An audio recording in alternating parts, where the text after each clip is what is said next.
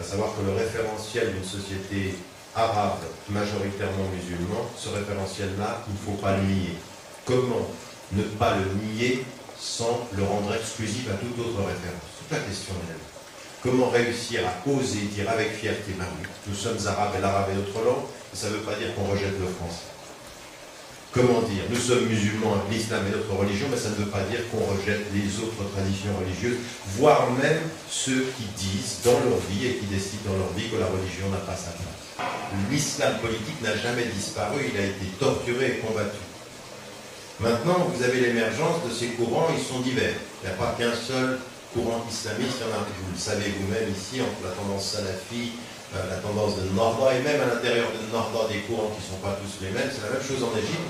Les Ikhwan musulmans, vous avez des tendances qui sont complètement différentes, ceux qui sont très proches de Erdogan et ceux qui sont beaucoup plus proches du salafisme ou des salafis saoudiens.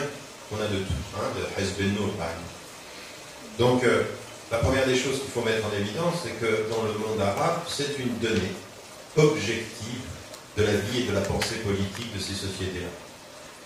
Ce qu'il faut mettre avec force aujourd'hui, c'est que tous les courants qui acceptent l'état de droit, qui acceptent les processus démocratiques, qui acceptent le choix des peuples, doivent être partie prenante. Que ça plaise ou non à la France ou aux États-Unis, ça n'est pas la démocratie, ça n'est pas de plaire aux grandes puissances, c'est de respecter le choix des peuples. Et respecter le choix des peuples, il faut une cohérence. Ça ne veut pas dire qu'il ne faille pas être vigilant pour prendre les gens au mot. Ce que vous avez dit, est-ce que vous le faites, oui ou non? Qu'est-ce que vous avez dit, qu'est-ce que vous avez promis et qu'est-ce que vous faites? Pour les laïcs comme pour les islamistes, il ne suffit pas d'être laïc pour être libéral politiquement. Moi j'ai rencontré beaucoup de laïcs qui étaient des suppôts des dictateurs.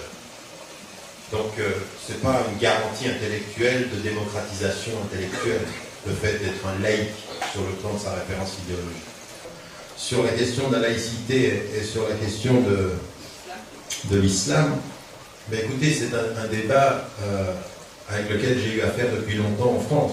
La laïcité, telle qu'on l'a vécue au nord de l'Afrique ou au Moyen-Orient, ça n'est pas ce qu'a été le concept et l'idéologie de la laïcité en Europe. Parce qu'en Europe, au départ, qu'est-ce que ça a été? Ça a été un mouvement qui a séparé les deux autorités entre l'État et la religion pour permettre aux religions d'être plusieurs et à l'État de travailler de façon démocratique, c'est-à-dire d'être un élu. Donc ce qu'on appelle séparer les sphères privées du sphère public.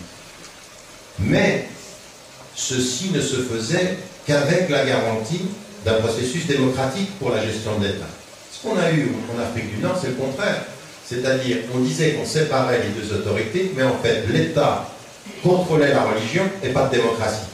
Donc, el-Ilmaniya dans la conscience arabe, c'est la dictature et c'est contre la religion. D'ailleurs, même en arabe, des fois on parle de el-Ilmaniya, on dit el-Ladiniya, c'est-à-dire c'est contre, c'est un des courants. La raison pour laquelle aujourd'hui on peut être musulman pratiquant et reconnaître qu'on peut vivre dans un cadre où l'autorité de l'État peut être madani, c'est-à-dire qu'il peut se séparer de l'imposition de la religion. Et d'ailleurs, en fait, c'est ça la spécificité de l'islam, c'est de ne pas s'imposer à l'État comme le clergé s'impose à l'État, mais de laisser à l'État la possibilité d'être élu et de pouvoir avoir ce processus démocratique. Donc, si on comprend bien la laïcité, il n'y a absolument aucun problème entre être musulman et laïque, si on comprend la laïcité.